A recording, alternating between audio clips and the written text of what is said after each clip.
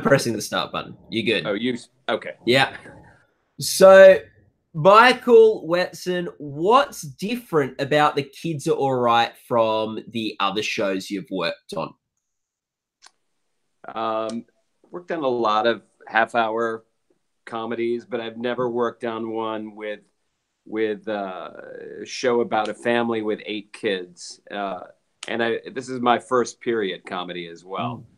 Mm. As you know, our show takes place in 1972, and I think that's probably the biggest difference for me in designing a show. I've done a lot of contemporary comedies, but doing one set in the past, I really got to call my parents and say, "Hey, do you have pictures of this?" And so some of the things, most of the things I based on Tim Doyle's, our showrunner and the creator of the show's life, but a lot of the things were culled from my family, and that was probably the first show I've done where I've really pulled things from my own past. Mm. Yeah, and I guess what like it's your first period comedy or first period series. Is that like more challenging to do as a set designer, or is that easier to do as a set designer? Like yeah, what different gear do you need to get in for something like that? I think the process that I have on any TV show didn't change at all with doing period. I think you have when you start a show, you meet with the showrunner, you meet with the creator, and whoever's directing. In this case, it was Randall Einhorn directing the pilot. And you talk about what you want the show to look like, and you do a lot of research. In this instance, the research might be a little tougher to come by that you're doing because, as I don't know if the viewers note this, but the Cleary family sort of lives, even though our show is in 1972, the Cleary family is sort of stuck in the late 50s, early 60s, and that's sort of reflected in the design of their house. Mm. What's been the biggest challenge for you in designing this series? Uh, I would say probably the biggest challenge is something the casual viewer probably wouldn't even notice. Our our backyard set, and I don't maybe 1/4 of the show takes place outside, and it's something we're very cognizant of as designers of these TV shows. Is you're on a studio lot or you're in a studio setting, but you want to get out in the world, and it's hard to do that in a period show. You go out in the world, and it's the the world outside is 2018 when we started 2019 now, and so finding two parts to that question, finding parts of LA that still look like 1972 and or converting them to 1972 was a specific challenge. And then uh, building our backyard set was one of the tougher things we did on the show. We actually built the Cleary's backyard in a parking lot outside of the studio. So I'd What say those two things together made the show a constant challenge and a lot of fun. what part of LA looks the most like 1972? Yeah, the parks haven't changed a lot. Uh, it's tricky. In the pilot, we wanted Timmy, sort of the character based on Tim Doyle, the creator, goes and auditions for a show in Hollywood, Hmm. and there's still parts of Hollywood that are seedy and run down. And I'd say architecturally, lots of things still look like 1972, but all of the signage has changed. Things have been cleaned up a lot, and avoiding new construction and avoiding um, contemporary automobiles is a huge challenge. We have to bring I'd say every time we go out in the world, we have 20 cars that we have to put on the streets just so it Hmm. feels like you're in 1972. Yeah. With putting this set together for The Kids Are All Right, what was the most important thing that you wanted to capture, or what was the most important important thing as you're approaching that set? So I think I'll speak specifically to the Cleary family home for that question, Mm. because Randall and I, when we were tech scouting for the pilot, he really wanted, and I hope the viewer picks up on this, but Peggy, the mom in 1972, was absolutely the central focus of the household. She ran the house. Typically, the dad went off and worked, and Randall wanted a house that the dining room was in the center of, contained between the living room and the kitchen, and that Peggy was clearly not only the center of the show as a character, or one of our main centers of the show as a character, but the physically that her space was in the center of the house, and you see that. Uh, the dining room not only has a dining table, it has her sewing things, an ironing board, the baby crib. It's probably the most crowded 10-foot by 12-foot room on television. Mm. And how does do you think set design impact a show? I think I think the casual viewer, uh, you don't want them to, you want them engaged in the story. So whether I'm doing set design or production design for a contemporary piece or a period piece, you don't want things to jump out at the viewer necessarily. You want to put them in this world that you're creating, and you want them to follow the story and not be jarred by anything. That's always been um, my take on it.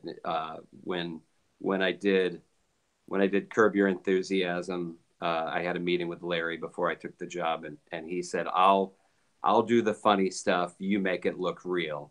So I try to create an environment that's comfortable for the actors, that has space for the camera to shoot. Um, but that really for the casual viewer, they feel like for 22 minutes plus commercial time, they are we've taken them to this world, and uh, and have doing it. Mm.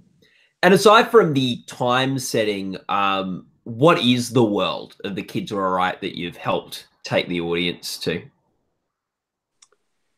I think I think what we wanted to get across with this show is that that was a very turbulent time, the late 60s, early 70s, and we wanted to show a typical sort of family growing up with, before seat belts, before the government told you everything that you had to do, and the Cleary family, as sort of exemplified by Mike Cleary, is sort of stuck in maybe a decade behind. Their That's reflected, I think, in their clothes, and when we were initially choosing color palettes for the show, I remember specifically Randall Einhorn would say, when we're on the inside of the Cleary house, we have a certain color palette, we have certain camera movement, and when we get outside, you go from the rust world of the 60s, the harvest golds, and then you jump into the 70s where you've got the bright yellows and the bright oranges, and so and then we pull out a crane when we go outside. So I think the world we tried to create is one of a family sort of stuck a decade behind the times, and then when you go outside, you really feel like you're in this turbulent time. Mm. When you like watch the show on TV, where it's sort of the finished product, what do you appreciate the most about it that perhaps you don't get insight into when you're making it? Um, I, as a I guess I can be a casual fan. Yeah. I really, uh, when I sit down and watch it at home, and I'm not working on it, I'm gonna have a sip of water too. Yeah. The I enjoy watching our actors. When I first saw the cut of the pilot, I thought Mary McCormack uh, just presented something, a mom figure on TV that I've never seen before, and then to take the show, and you've got 8 kids, and to watch these kids become more and more. I lost your image, but I'm assuming you're still there. Oh, I think I Uh, am. but to watch the kids grow as actors, I really as a fan like watching the show for to watch the performances. Hmm. Yeah. Do you have a favorite item on the set? Yeah, early on, the set decorator on the show, Claudette Didel, she had this was our first show together, and she had done the last 4 or 5 seasons. There you are, of Oh, Mad Men. hello. And Mhm. early on in the creative process, I showed her a picture of my mom's kitchen when I was a kid, about maybe Timmy's age, 10 or 11, and my mom used to have these copper molds on the wall that she would take down and put Jello in, or and and she surprised me on the set one day and hung them on the kitchen wall. Never told me she was getting them. Just sort of looked at my research and said, "Oh, okay, Mike had that." So I would say the copper tins above the window in the kitchen are my one of my favorite things in the set. Just I think you know possibly because I grew up with them. Mm. Yeah. Oh, that's lovely. And what's something that you on the set like something? What's something you've designed or put in place? Like, what's the thing that you're the sort of one decision you've made that you're the most proud of as production designer? Yeah, I think when we were working on the backyard set, Mm. my art director came to me, and we had budgeted to do the backyard out of all fake greens. When you watch a TV show, Mm. most of the greenery you see in a TV show is fake. It's skinned trees with fake leaves on it, and we decided early on in the series that we were going to try to buy real trees and build an entire backyard real. And this was a big push from Randall Einhorn. Um, but I think that the moment we realized we could not do something the way we've been doing it for 20 years and try something different, try to put real trees and hope, kind of fingers crossed, that they would survive a 23 episode season and Mm. convince ABC and our producer to spend the money. Uh, that is one of the sets when I give a tour of the set, people are in awe that everything is alive and real. Mm. Whose responsibility is it to water the trees and the plants?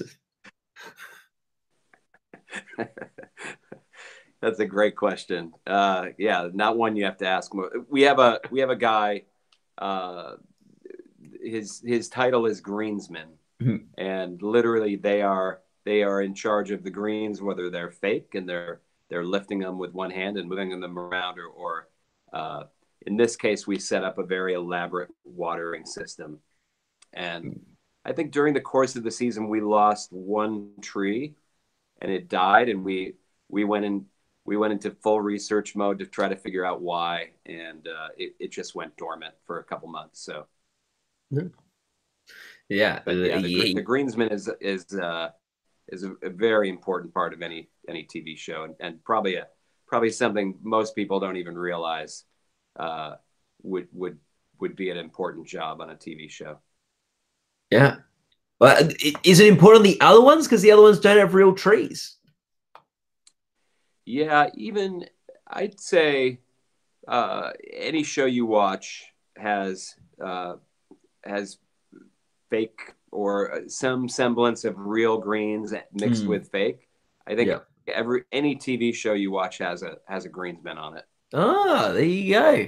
Who would have thought? Um, Is that what? is that Yeah, new? That's a new one for you. Yeah, that's a new one it's for a me. We'll cool have to.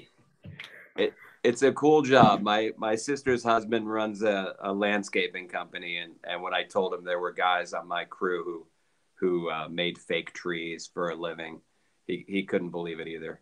Yeah. Well, hopefully, there's an Emmy category for best greensman in a couple of years. Well, You, you never know. yeah, you never know. Michael, what to wrap up today, what do you think the most important part of design is on any show? Wow, you're going to end with a doozy. Yeah. Uh, I think you need to create a world where the viewer can escape and not be jarred out of that reality. And to do that requires an attention to detail and a commitment to your craft that I think a lot of people don't understand. I meet with a lot of kids out of art school, and I try to explain to them what sort of career this will be, and they see the hours that we work, routinely 12-hour days, and um, it's not for everybody. But when you find something that that is a craft that combines painting and architecture, I sometimes call what we do temporary architecture, uh, because we're creating a world. It has to go up quickly. It has to come down. It has to be able to move around. Um, to me, those are the exciting things. The attention to detail, the the and the challenge of, as you've mentioned a couple times in this interview, uh, every show is different. This one's a period show. My next one might be futuristic. You never know. So I think regardless of that, the production design just has to put you in a world, um, and not jar you out of it as you're watching. Hmm. Well, Michael, great work on creating a house stuck in the 60s, set in the 70s, filmed in 2019. Fantastic. And Well yeah, said. yeah, and all the best of luck with the Emmy Awards that are coming up and just with the kids are all right moving forward. Great talking to you. Yeah, no, thanks for the chat. Okay. Okay, press the stop.